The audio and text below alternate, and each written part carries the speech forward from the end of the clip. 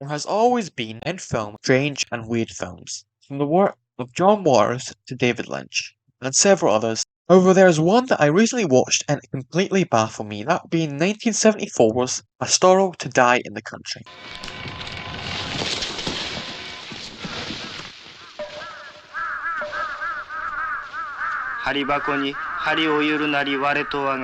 The film's plot, if you can call it that, isn't very clear for the first 40 minutes of the film. The film starts with a child playing hide and seek with other children who hide away and then shout when they are ready. However, they turn into adults. Immediately, it's made clear the film's weirdness with the opening scene of a group of people walking around a mountain with this hazy purple filter over the film. The first half of the film follows a 15-year-old boy known as Shin-chan, who lives in a rural village in Japan with his mom. And one of our first scenes with him, we see his fascination with his neighbour, which results in this line. 母ちゃん、俺川かむりの手術しようと思うんだ。何の手術あって？ Which isn't even the weirdest thing in this film. And one thing you will notice throughout the film is that some characters' faces are painted white, some of which aren't. This is of course never addressed. There are theories as to what it means, which I'll get into later on in the video, but in the film it's never even mentioned. Through the first half, we encounter several characters who are all wacky, and the film's colouring gets even stranger, whether it be the circus, which features this almost rainbow-like effect to it, to Shin-chan walking on a beach with the sky's colour being red and the water and beach being light purple. The key theme that we see is Shin and him becoming much more sexually curious, where we see his fascination with his neighbour, wherein she asks him to run away with her on a train. As we see throughout the film, Shin is fascinated by trains, due to never being on one, and even pretends to be one in order to impress his neighbour. She says that she wants to elope with her lover, which Shin looks the definition up of in a dictionary, which excites him. He goes on the run with his. During a scene in which Shin visits the circus, he looks for the tent and sees a threesome taking place, rather graphically shown. And during the circus scene, there is a woman who uses a fat suit. However, she of course needs it to be pumped up in order to perform. And the film, in my opinion, makes it clear that the pumping up of her suit is a sexual metaphor, as her husband is a dwarf who we see gets jealous when another man pumps her up, which her face during the pumping up action is one of satisfaction. He even asks her, how is it? As we see Shin trying to pump her up, however he fails.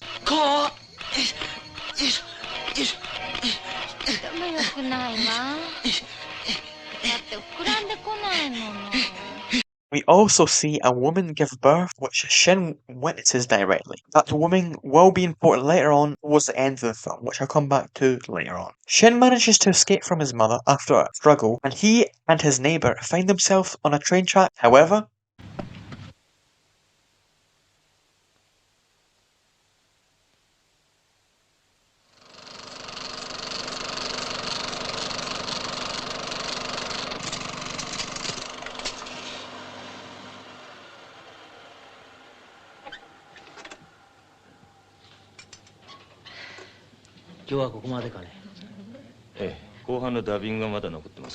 turns out that film is a film within it about a director making a film about his childhood past, and has up to this point creative block on how he can finish the film. Now this twist I think makes the film much more interesting and offers some explanation about the first half, as he says to the critics and people watching a viewing of it, the first 40 minutes of the film, that most of his past is lies or exaggerated, and actually he feels guilty about it, as he feels as though he's exploiting his childhood. However, he has a very interesting conversation with a friend, wherein he explains this. However, the friend brings up a very integral point about the past. 夢を計画的に見たり、記憶を自在に編集できるようじゃなくちゃ本物の作家とは言えないな。 This idea about his past being fictional is something I'll speak about later on in the video. Also, during this small talk with his friend, they bring up in conversation the grandmother paradox, wherein if a person were to travel back in time to kill their grandmother, would they themselves cease to exist? However, this creates a contradiction because their existence is necessary for the original time for him to travel back in the first place. Eventually, the director heads back to his editing room, wherein outside he meets Shin and then explains his lies, ending on the line,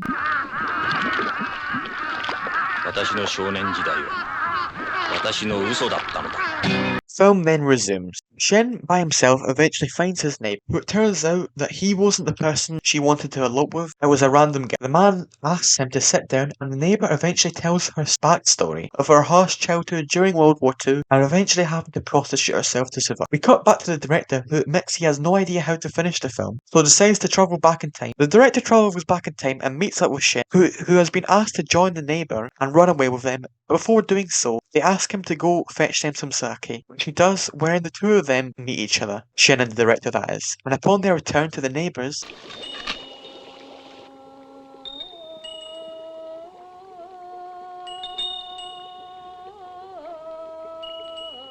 yeah, they died. They strangled themselves. Now, during all of this, the villagers have been blaming the newborn baby for misfortunes such as a dog's death on the baby, and eventually they force the lady into dispatching her child in the river, which she does so. The director, now at the circus, receives a letter in a very strange way.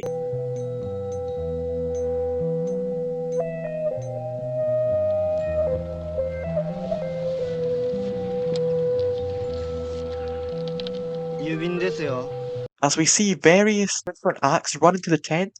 However, once he opens it, they're all gone, alongside the postboy who delivered the letter. The director and Shin play a game of chess. Shin tells him about what he intends to do when he grows up. Of course, the director tells him what Shin will actually go on to do.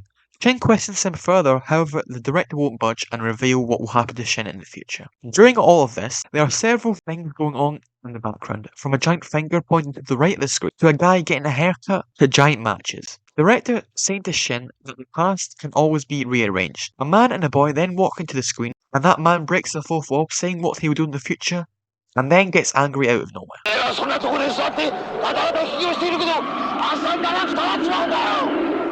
Their mother is brought up into the conversation, when eventually the director asks Shin if he could kill his past mother, in order to see whether or not the grandmother paradox would work. Eventually Shin agrees, and on his way encounters the woman who dispatched of her baby. He constantly questions him about life in the village, and eventually assaults Shin in a rather brutal scene, which after this event he feels disgraced, and the woman says she can take him to Tokyo. The director now feels abandoned and betrayed by his past self, and decides that he must kill his mother. He reaches her, however she invites him to sit and eat. He does so, and says that and